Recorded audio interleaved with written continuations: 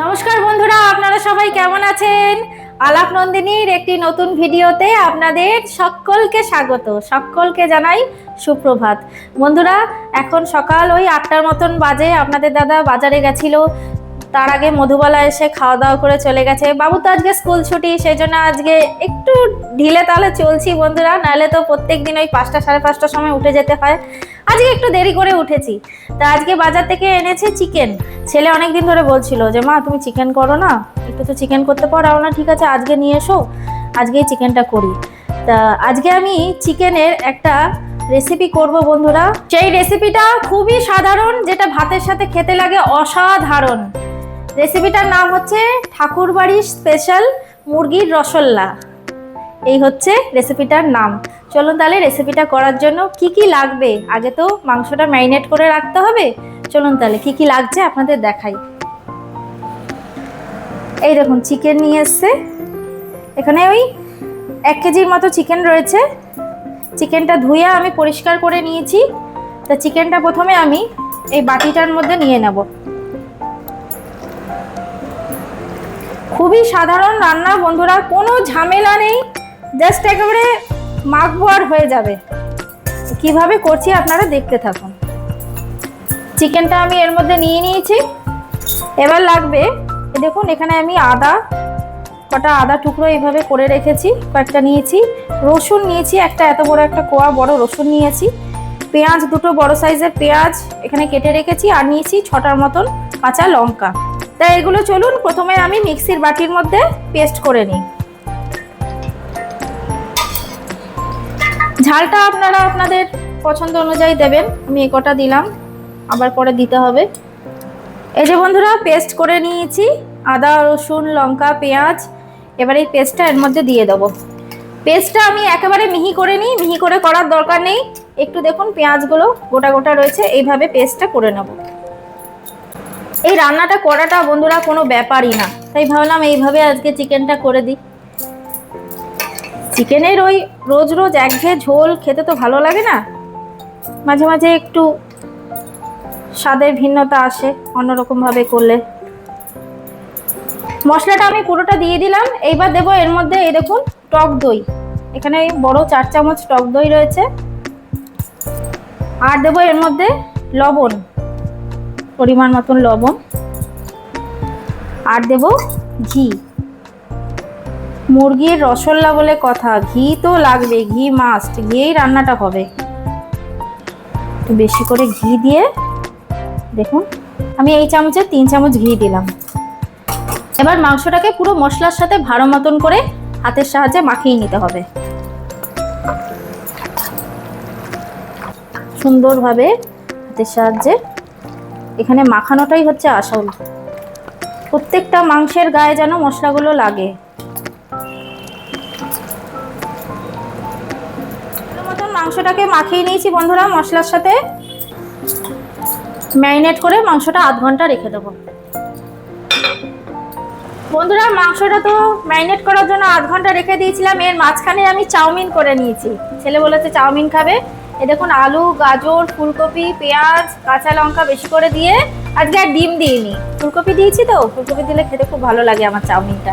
গ্যাসের ফ্লেমটা সিম করে রেখে দিয়েছি, চাউটা আস্তে আস্তে ভাজা হোক। চলুন ততক্ষণে আমি মাংসটা আপনাদেরকে রান্না করে দেখাই আমি কিভাবে রান্না করছি। এই যে একটা প্যান বসিয়ে দিয়েছি গ্যাসের ওপর, প্যানটা গরম হয়ে গেছে। এবার এর মধ্যে দেব একটু বেশি পরিমাণে ঘি।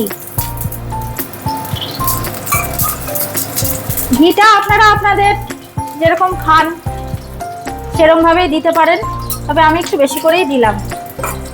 এবার এই ঘিয়ের মধ্যে ফোড়ন দেবো। এই দেখুন 3টে তেজপাতা আর এই যে 3টে চেরা কাঁচা লঙ্কা।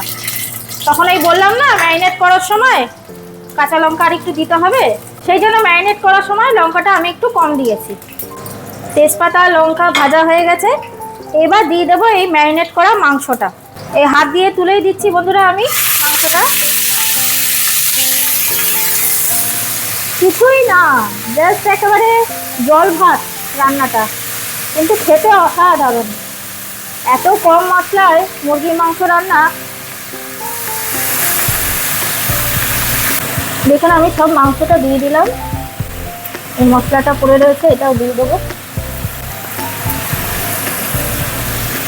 ঘি দিয়ে ম্যারিনেট করা হয়েছে তো একটা আলাদাই স্মেল। ও দুর্দান্ত সুগন্ধ। এবার এই মাংসটাতে আমি কোনো রকম কোনো জল কিন্তু ব্যবহার করব না। মাংসটা সেদ্ধ করব মাংসের জল আর দই থেকে যে জলটা বেরোবে সেই জলেই মাংসটা সেদ্ধ হবে। কিছুক্ষণ নাড়াচাড়া করে নিই, তারপর ঢাকা চাপা দিয়ে দিয়ে রান্নাটা করে নেব। বললাম না কোনো ব্যাপারই না রান্নাটা করাটা, একদম জল ভাত, কিন্তু খেতে জাস্ট একদম ওয়াও। দেখুন বন্ধুরা চিকেন থেকে কত জল বেরিয়েছে। এবার আমি এটা ঢাকা চাপা দিয়ে রান্না করে নেব। এবার রান্নাটা পুরোটাই বন্ধুরা ঢাকা দিয়ে দিয়ে করে নিতে হবে। এই ঢাকা দিলাম, মাঝখানে উঠিয়ে আবার একটু নাড়াচাড়া করে নিয়ে ঢাকা দিয়ে দিয়ে রান্নাটা করে নিই। চলো বন্ধুরা এবার ঢাকাটা তুলে দেখি। দেখুন বন্ধুরা জল বেরিয়েছে কত। এই জলেই পুরো মাংসটা রান্না করব। চিকেনের জল, দইয়ের জল, একটু নাড়াচাড়া করে নিই, আবার ঢাকা দিয়ে দেব। বন্ধুরা এবার ফাইনালি ঢাকাটা তুলে দেখি। উফ কি অপূর্ব একটা গন্ধ বন্ধুরা, কি বলবো। দেখুন বন্ধুরা মাংসটা আমার একদম কমপ্লিট। এবার গ্যাসের ফ্লেমটা অফ করে দিই। মাংসগুলো সুসেদ্ধ হয়ে গেছে, এই দেখুন। এই যে দেখলেন তো বন্ধুরা কত সাধারণ রান্না, কিন্তু খেতে অসাধারণ। এই ঠাকুরবাড়ির মুরগির রসগোল্লা অপূর্ব স্বাদের একটা রান্না। আপনাদের বেড়ে দেখাই দাঁড়ান। এতে না আমি কোনো মিষ্টি দিলাম, না দিলাম হলুদ। ওই মাংস ম্যারিনেট করার সময় যা যা দিয়ে আমি ম্যারিনেট করে রেখেছিলাম সেগুলো দিয়েই কিন্তু পুরো রান্নাটা হলো।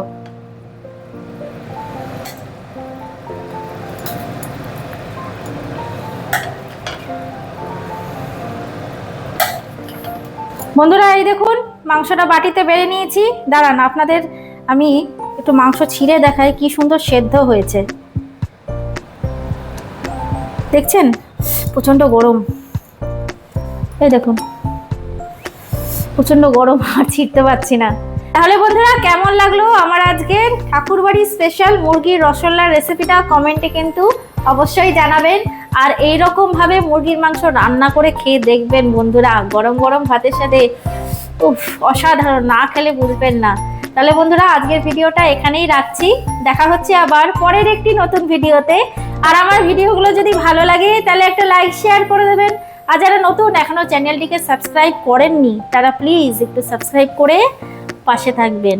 সবাই সুস্থ থাকবেন, ভালো থাকবেন, আনন্দে থাকবেন।